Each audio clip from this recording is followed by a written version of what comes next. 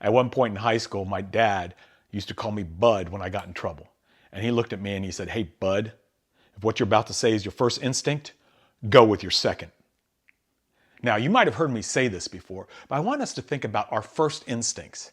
See, our first instincts might be our personalities. We might be introverts, so we don't want to speak up. Or we might be extroverts, so we don't listen.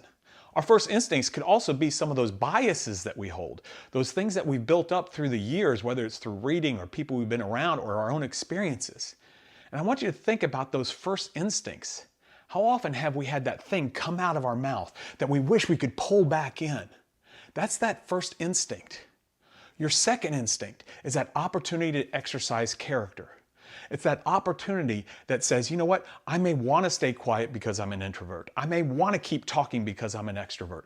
I may believe this about this situation or this group of people because of my experiences. But you know what I'm going to do? I'm going to go with my second instinct. I'm going to stop. I'm going to have the humility and to stop and listen and ask questions and not jump to those first instincts that we go to so often and often get us in trouble. Humility is believing and acting like it's not about me. Believing and acting like I don't know it all.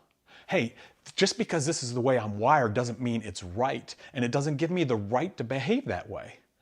We can change and rewire our behaviors, whether or not they're driven by our personalities or some of those biases we may have, by making a different choice than our first instincts tell us to.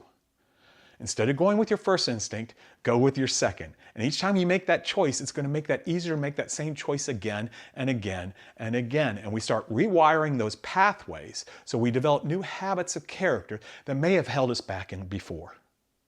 Take our character assessment at the end of this video and give it a shot. Look and see where you can grow and see where you can make different choices.